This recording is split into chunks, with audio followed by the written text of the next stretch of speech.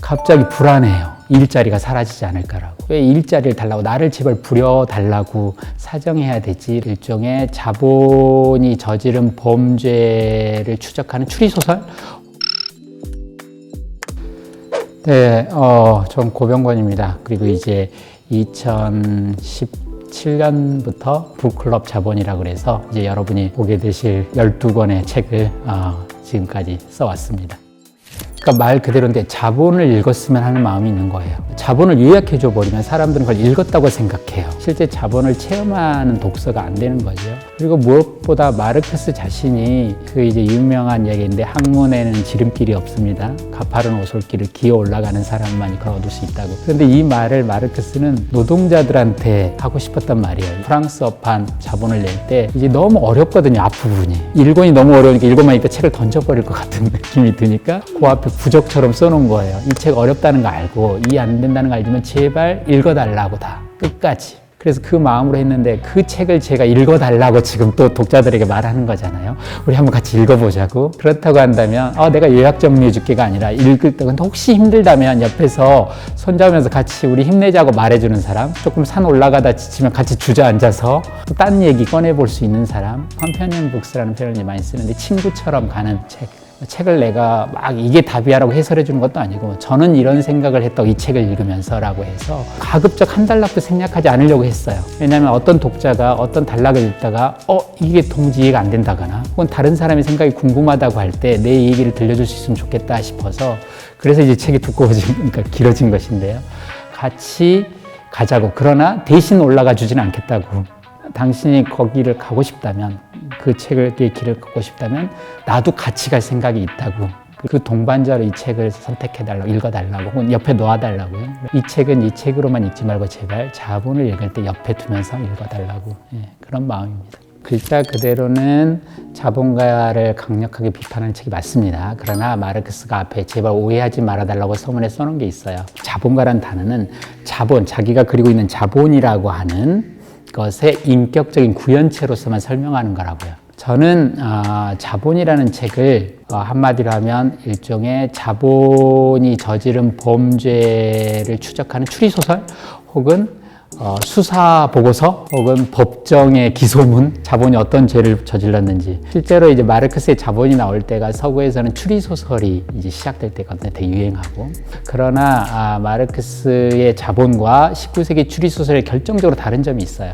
추리소설에서는 개인 범죄자를 문제 삼아요. 사회 질서를 어지럽혀요. 그래서 탐정이 그를 붙잡음으로써 체제가 안정화돼요. 그런데 자본은 은행을 턴 범죄자가 아니라 은행이라는 제도가 갖고 있는 범죄성을 다뤄요. 자본주의 체제 자체의 범죄성. 그래서 한 개인이 아무리 착하다고 해도 벗어나기 쉽지 않는, 물론 개인으로서는 벗어날 수 있어요. 그러나 이 체제 안에 있는 한에서는 저지를 수밖에 없는 잘못들이나 말하면 범죄 이런 것들을 다루죠. 네, 그러니까 우리 자본주의 사회라고 하는 것은 제가 우리 자본주의가 되게 다정하게 말하네요. 기본적으로 이제 우리에게 필요한 재화나 서비스를 상품 형식으로 구매하거나 판매하는 거예요. 그 중에 이제 유독 특별한 상품이 노동력이죠. 사람을 팔 수는 없죠. 사람을 팔면 노예제 사회가 될 테니까 내 능력에 대한 사용권을 몇 시간 쓰라고, 마치 이상하네요. 놀이기구 이용권처럼 내 노동 능력 이용권을 사장님한테 넘기는 거예요. 8시간 쓰세요 오늘 하루. 그런데 모든 상품은 판매하기 전에 가격이 있어요. 오늘 내가 화분을 하나 샀는데 집에 놔보니까 우리 집 부도상 가치가 좀 떨어지는 것 같아요. 그래서 2,000원 깎아서 10,000원짜리 화분을 8,000원에 주겠다고 말할 수는 없어요. 이게 얄짱 빌려주는 임대 상품 같은 거거든요. 렌트라든지 임대주택, 우리가 능력을 빌려준 거니까. 되게 많은 경우, 요즘에 이제 미리 계약도 합니다만 많은 경우에 우리는 월급을 일하고 나서 받아요. 한 달 월급을 받으면 한 달 일한 거에 대한 대가라고 사람들이 생각하는 경우가 많아요. 그러나 모든 상품은 그 가격이 정해져 있어요. 그 사람이 잘 썼느냐 못 썼느냐고는 다른 문제예요. 그 문제는. 그렇기 때문에 임금은 노동에 대한 대가가 아니라 내 노동력을 빌린 이용권의 대가예요. 자본주의에서 마르크스 생각하는 이윤의 원천은 그 대가를 주고 산 것을 이용해서 노동력의 가치가 있는데 노동력을 사용해서 얻은 가치를 조금 더 노동력 가치가 더 얻어낼 수 있다면 이윤을 벌 수 있다. 이게 이거니까 이 둘을 혼동하면 안 된다는데 우리는 일한 것에 대한 대가로 생각하니까 일한 만큼 다 줬는데 라고 하면 마치 정의가 실현된 것처럼 이제 생각하게 되는데요. 이게 이제 오해죠. 자본 왜 요때 지금 자본주의는 하루가 아니에요. 1년도 아니고 최소한 19세기로부터만 잡아도 2세기 가까이, 1세기 반. 물론 이제 그 당시에 마르크스가 쓸 때 페이스북이라는 유튜브는 없었죠. 그러나 페이스북이나 유튜브가 수익을 내는 원리와 많이 다르지 않는 원리로 면 방직 공장도 돌아가고 있었고 철도나 광산도 돌아가고는 있었어요. 물론 다른 점도 많이 있습니다만 마르크스의 자본의 첫 문장을 제가 되게 자본의 첫 페이지 첫 문장의 첫 구절을 굉장히 인상 깊게 이번에 봤어요. 자본주의적 생산 양식이 지배하는 사회에서의 분은 이렇게 시작해요. 자본주의에서 부유하다고 하는 것은 이렇게 시작하는 거거든요. 이 이야기는 자본주의가 아닌 사회에서는, 자본주의가 지배하지 않는 사회에서 부는 이렇지 않다라는 뉘앙스가 깔려 있어요. 자본주의에 속해 있으면서 자기 시대를 이상하다고 보는 책이에요. 우리가 속해 있어서 너무 자연스러운 것인데 이것이 굉장히 이상하다고. 우리는 굉장히 생산성이 지금 효율 높아졌어요. 뭐 AI까지 들어와서 더 그렇겠지만 이제 앞으로. 그런데 공장에서 AI가 들어오면 노동자들의 마음은 어떨까? 노동자도 그 가정에서는 편하게 쓸 거예요, AI를. 그런데 공장에 들어올 때는 느낌이 달라요. 갑자기 불안해요. 일자리가 사라지지 않을까라. 왜 인류는 자기가 발명한 대단한 발명품을 앞에 두고 이렇게 불안에 떨어야 될까요? 그거는 노동시간도 줄여줄 수 있고 더 일도 합리적으로 좋게 처리해 줄 수 있을 것 같은데 우리는 왜 불안하게 됐죠? 한 사람의 생애에서 가장 힘이 넘치고 머리가 가장 발달한 20대부터 60대까지를 그것도 자는 시간에 갔으면 좋겠는데 깨어있는 시간에 다른 사람의 지시를 받기 위해서 가요. 그 사람의 이윤을 창출해 주기 위해서. 그런데 그렇게 가서 왜 남의 이윤을 창출해 주려고 하냐고. 너 그렇게 해서 돌가루처럼 갈리기도 하고 야근 심하게 하고만 빨릴 텐데. 왜 그러냐면 그렇지 않으면 바로 죽게 돼 있으니까요.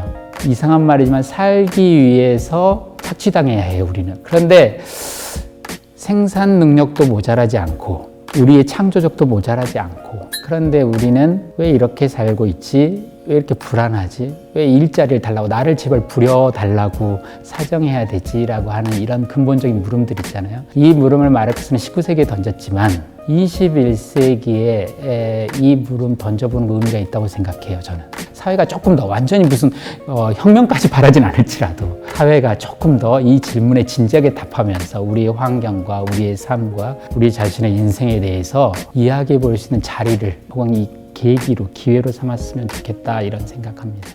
모든 열풍의 이면은 불안과 공포가 있는 거죠. 심지어 만족스러운 환호성을 질러도 주가가 내가 산 게 2배를 줬다고 환호성을 질러도 그 환호성이 그토록 큰 이유는 그 반대 떨어졌을 때 아마 2배로 떨어졌을 때 저지를 한숨소리가 역전돼서 나타난 걸 거예요.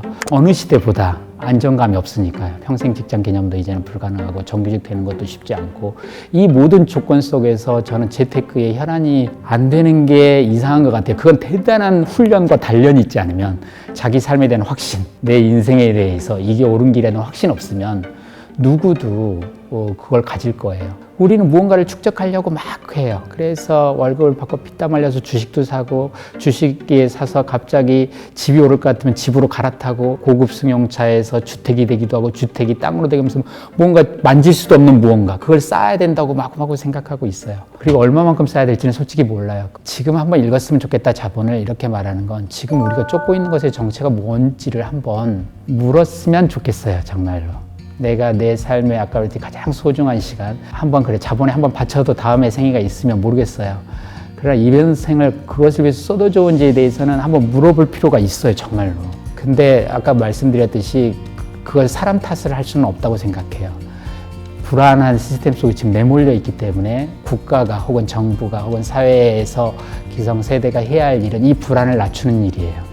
마르크스도 그 얘기를 했어요. 그가 노동시간을 계속 단축해야 된다고 말하면서 했던 것 중에 중요한 게 물론 노동이 너무 힘들고 하니까 그걸 줄여줘야 된다는 것도 있지만 더 중요한 것은 이때 노동하지 않는 이 자유시간, 그러니까 자는 시간 말고 깨어서 자유로운 시간이 많아져야 사람들은 그것이 사회 개혁을 위한 출발점이 된다고 했거든요. 자기 삶의 예속 시간을 줄이고 자기가 디자인한 설령 실패하더라도 여유롭게 실패할 수 있는 그 시간이 개인의 삶뿐만 아니라 사회를 좋게 만드는 그 시간 소중한 시간이라고요. 우리가 무엇을 위한 땔감인가, 나는 무엇을 위해 타고 있는가를 한번 질문 던질 필요가 있어요. 타고 있는 건 소중합니다. 뭔가를 타볼 필요는 있어요. 그러나 내가 무엇을 위한 땔감인지는 물어야 하고 그것이 나를 위한 땔감인지 아닌지도 한번 물어볼 필요가 있습니다.